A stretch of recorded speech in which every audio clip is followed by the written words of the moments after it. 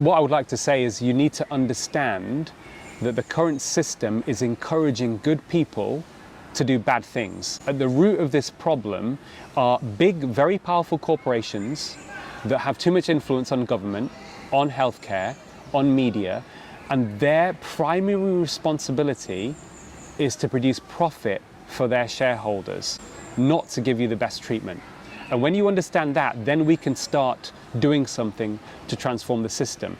And I don't say this lightly. This has been well documented that these corporations, unfortunately, in the way that they go about their business, by misleading people, by their business model being fraud, they act like psychopaths, and they are a psychopathic entity.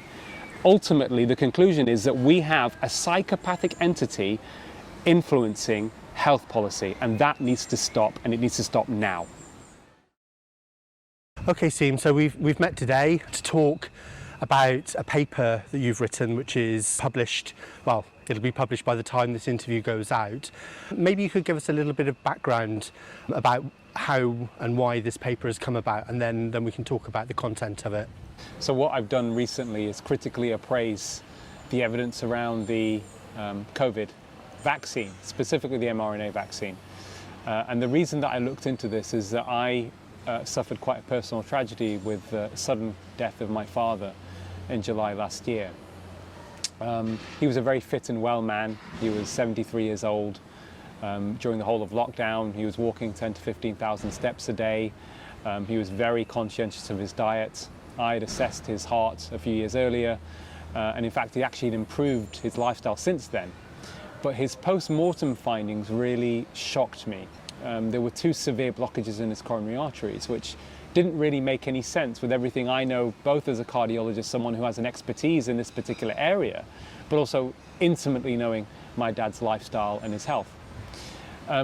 Not long after that, data started to emerge that suggested there was a possible link between the mRNA vaccine and increased risk of heart attacks from a mechanism of increasing inflammation around the coronary arteries.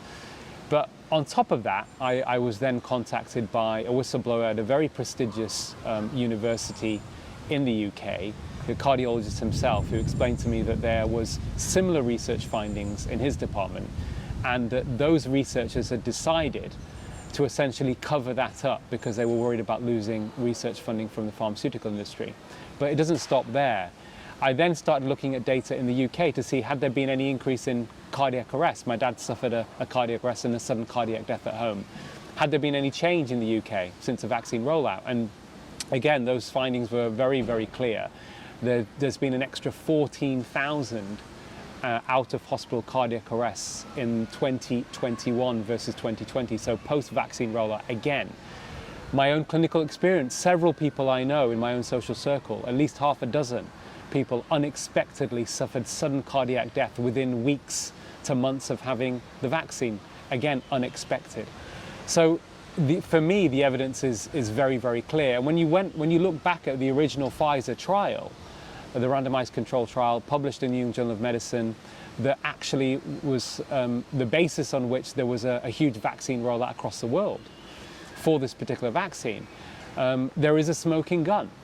If you look at the supplementary appendix there were 4 cardiac arrests in the vaccine group versus 1 in the placebo. When you put it all together, it makes a very strong case that there is a clear link between this particular vaccine and increasing cardiac risk. We now know it causes myocarditis in probably up to 1 in 2,700 people, which is inflammation of the heart muscle.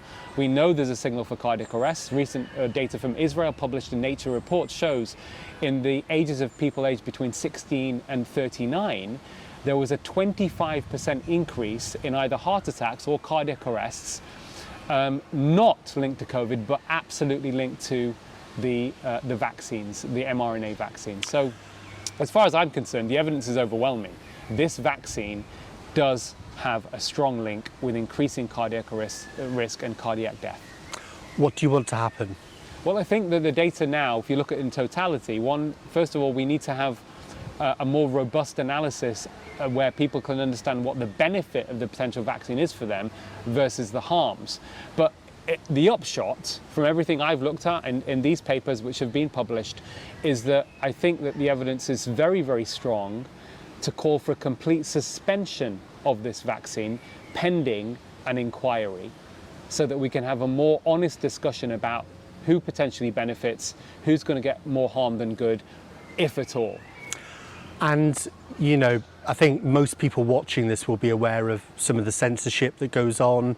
And I mean, this is a huge thing for you to put yourself out there like this.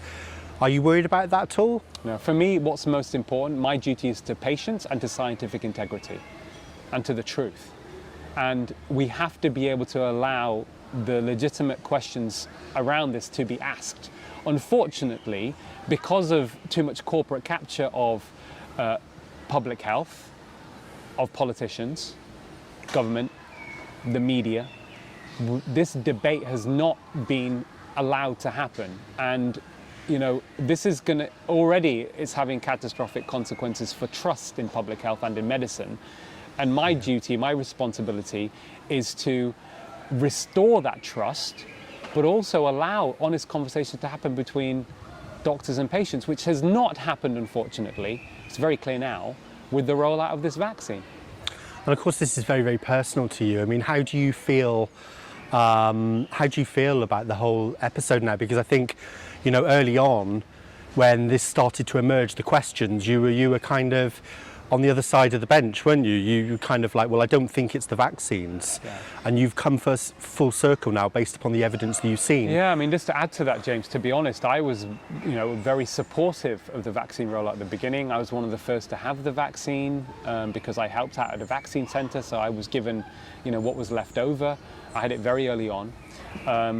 My dad as well, he was a very prominent doctor, one of the most respected doctors in the UK, certainly maybe the most prolific campaigner for the NHS as a doctor in the last 3 decades. He was vice president of the British Medical Association. And to now have no doubt in my mind that this vaccine killed him, I am his only advocate. He was the last surviving member of my immediate family. And I have a duty to him as well, and to public health, to get this information out. Yeah, so Aseem, I think one of the clear things with all of this is you're not anti-vax, right? You know, you've worked in the vaccine centre, you've been very, very supportive of the health system as the vaccine rollout went. And I think that's important to mention because there are people who will try to present this as some kind of anti-vax movement. Sure, and I think, you know, anyone that wants to think, you know, is trying to frame it as anti-vax are either very misguided or they have a personal vested interest linked to the drug industry. Yeah. What I would say, look at the facts. I was one of the first to have it. I helped out in a vaccine centre. I was on Good Morning Britain, and people can look up that footage. I was on Good Morning Britain because I convinced a vaccine-hesitant film director who I thought was high risk to have the vaccine. And I was explaining why I felt that if you look at the history traditionally in medicine of all drugs that we prescribe or we give or we use to treat illness, or even from a prevention perspective, vaccines traditionally have been the safest, and traditional vaccines are still, in my view, the safest. But this particular vaccine was rolled out in very unusual, unexpected circumstances. It got emergency use authorization. And I think for me, what really made me realize that there was something more sinister going on was when it got mandated. There was no, what we normally do in this country, we've never mandated other vaccines, we use persuasion and encouragement for people to take vaccines. But when it got mandated, for me, I then realized that there was something else going on, which has now translated very clearly for me, that this was primarily to serve the profits of the drug industry, of Pfizer in this particular case, not that of public health. And there needs to be an inquiry, and until we get this, an open, transparent discussion, I think that the situation in terms of our health, in terms of moving forward for the future of medicine, is very, very dire. So your paper and your message basically about the vaccine, who is probably the most important person that you think has the power to actually listen and act on that? I think every single citizen needs to hear this. What would you like to say to them directly? I think that what I would like to say is you need to understand that the current system is encouraging good people to do bad things. At the root of this problem are big, very powerful corporations that have too much influence on government, on healthcare, on media, and their primary responsibility is to produce profit for their shareholders, not to give you the best treatment. And when you understand that, then we can start doing something to transform the system. And I don't say this lightly. This has been well documented that these corporations, unfortunately, in the way that they go about their business, by misleading people, by their business model being fraud, they act like psychopaths, and they are a psychopathic entity. And we have, ultimately, the conclusion is that we have a psychopathic entity influencing health policy, and that needs to stop, and it needs to stop now.